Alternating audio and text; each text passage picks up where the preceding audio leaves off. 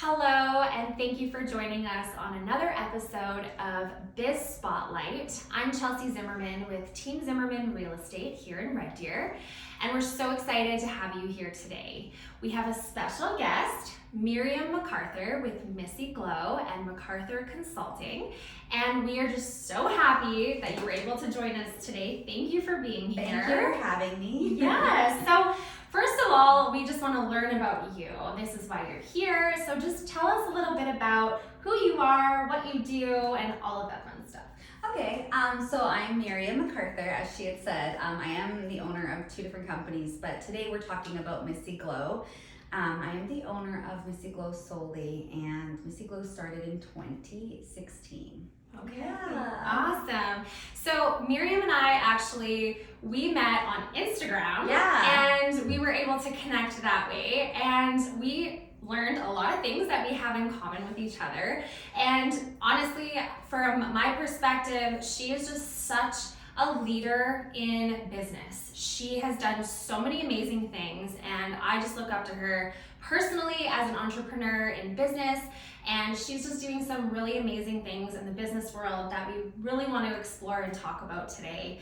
So just to start off, I guess, how did you get started? Like, how was Missy Glow born? Missy Glow was born basically kind of just by the want and the demand from friends and family and people and the community. It was never actually supposed to be a business.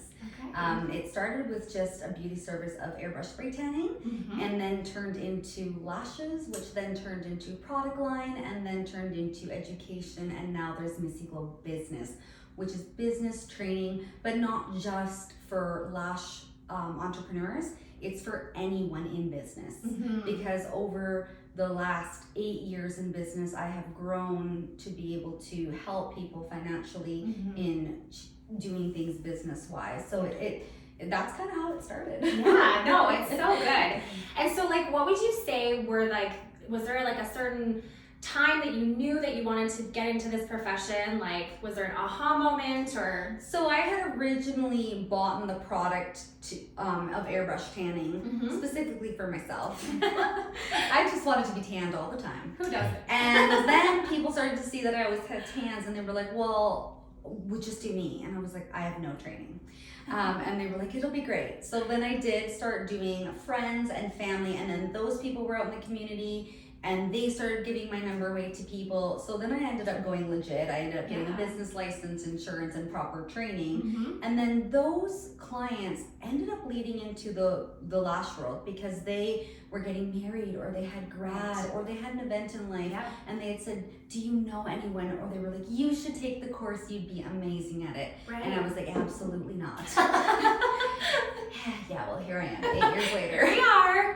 Full-fledged business. Yeah. So that's kind of what it was like. The aha moment was helping women see the best version of themselves, and really seeing that in the community, and then it was growing with them. So some of the clients I've had from grad, like high school grad, to engagement, to wedding, to first child, second child, third child, some even 4. Wow. So in 8 years, you see people's lives grow, and you grow with them. Yeah, that's so amazing. Yeah. Like the evolution, you definitely, like, I think about this word evolve. Like, I've just seen you evolve into just, like you said, and then you being able to watch others in their journeys evolve too. Yeah. So it's a beautiful thing, really. Yeah, like, even with the clients evolving in their life. Totally. Yeah, no, that's so good. So what would you say is like one of the biggest challenges that you face in your business? I think for me is kind of figuring out the new trends and kind of deciding what each kind of community and city and system want for the trends. We go through phases and fashions and fads.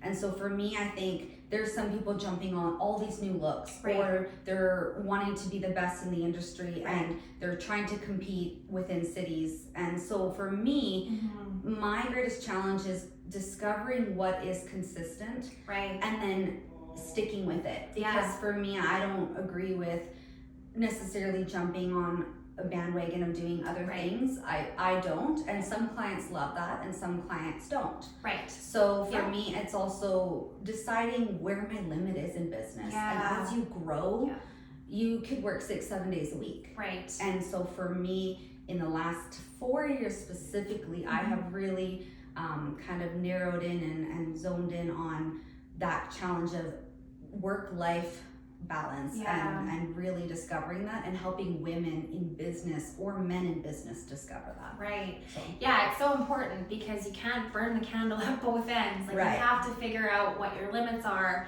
and really just kind of hone in on those things. And so good for you for being bold and doing that, because a lot of people in business don't. That's probably the greatest challenge. Yeah, absolutely. So obviously, like, your clients love you. Tell us more about why they love you. I get asked this a lot, so I should know this off by heart. Yeah. I remember when I was the speaker for Scotiabank in Women in Business, they asked me that too, like, what makes me me? And I think for me, it was understanding the importance of your love language and in business and bringing them together. And then meeting the needs of your clientele, whether it's lashes or real estate or finance or medical, it doesn't matter. Right. It was, if you do not love what you do and you cannot express your love language in that, you will never succeed. Wow. And so for me, it was, I learned at a very young age that physical touch and quality time were my top love languages. Okay. And I spoke about that actually in my seminar. Yeah. And I had said that I'm doing both of those things in this industry. Yes. To the T. Right. And some of those women, their love language might be gifts, or their love language might be acts of service or words of affirmation. So for them, even having somebody service them, that's an act of service. Yes. Or maybe their husband pays for their lashes and that's a gift. Yes. Right? Totally. So it's hitting these love languages was really important. Yeah. And that's what I think makes me me, and the clients will never ever go anywhere else. Right. And I would say out of almost 8 years, 85% of my clients have been with me since day one. Oh my gosh. So the other great. percentage of change would be just life changes. Maybe they moved away, financial loss of a job, no support in the house, or the husband works away and they just don't have childcare anymore. Right. It's a valid reason. And then I'd say 1% would be, we recognized we were not a good fit. And we were not meant to service each other. Right. And happens. you recognize that and you're like, we are just not a good match. Right. And that is okay. Yeah. And there's in business for everything. Absolutely. Especially real estate, right? Yes. Yeah, that's why you interview your clients. Yes. So I think it's really important for people to be okay with that. Yeah, it's so true. You know, when there's a misalignment, and it's like we say even in real estate, I'll never force somebody to work with me. No. Like, you know, you're never going to be like, you need to come and see me for your lashes. Like, no, why would you ever do that? Like, it just makes no sense, you know? And the same goes for what we do. Like, I mean, we're never going to just be like, yeah, you need to work with us, and this is how it's going to be. Like, people do not like that. And then so you just amicably say that we're just not going to work together, and that's just fine. Exactly. Yeah, no, for sure. So going back a little ways, and just, you know, in your business and in your life even, like, who would you say was somebody in your life that has had like the greatest impact on you? Okay, so I thought about this question because, you know, nobody in my life is an entrepreneur. Okay. Not one person. Wow. So I grew up in a missionary family. My family has been missionaries for 35 years. And so, actually probably longer now. Yeah. And so they don't have that that entrepreneur bone.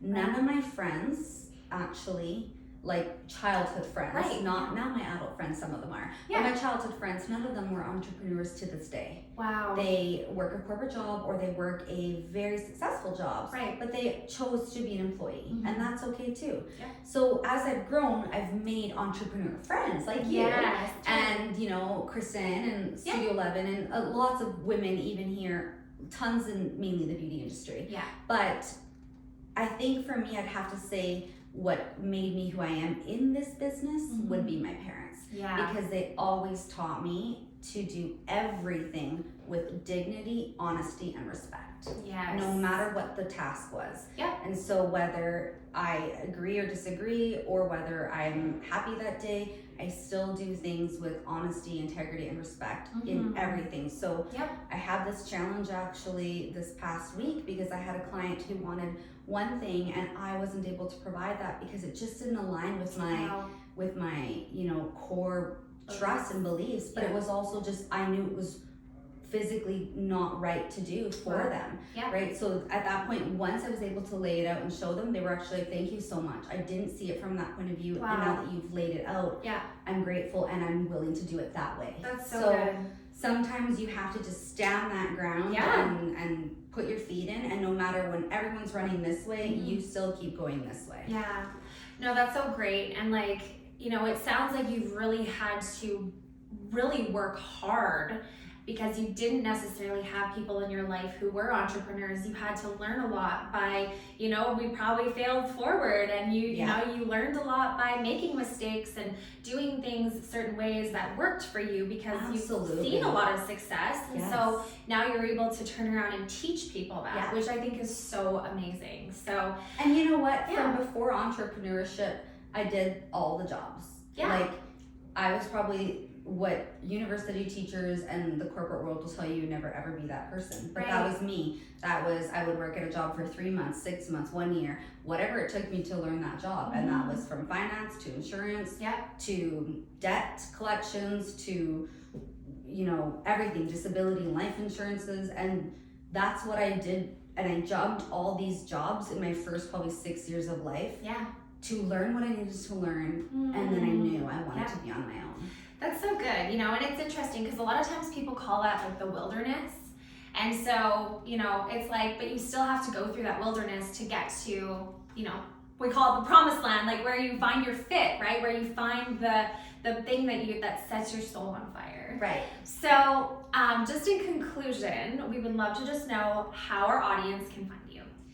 So you can find me at www.missyglow.com. I am right here in Red Deer. I operate Calgary and Red Deer, but you can go to the website, contact me through there. If you have any questions, the phone number's on there, but also just emailing on there is great. Or in social media. I'm on Instagram, I'm on Facebook, Missy_Glow. And if anybody has questions, that's where they can find me. Awesome. Well, thank you so much for being here today. Honestly, big fan. I just love you. I love your work. And I'm just really grateful for everyone who joined us today. Thank you for coming to learn. And we will see you on the next episode of Biz Spotlight. Bye for now.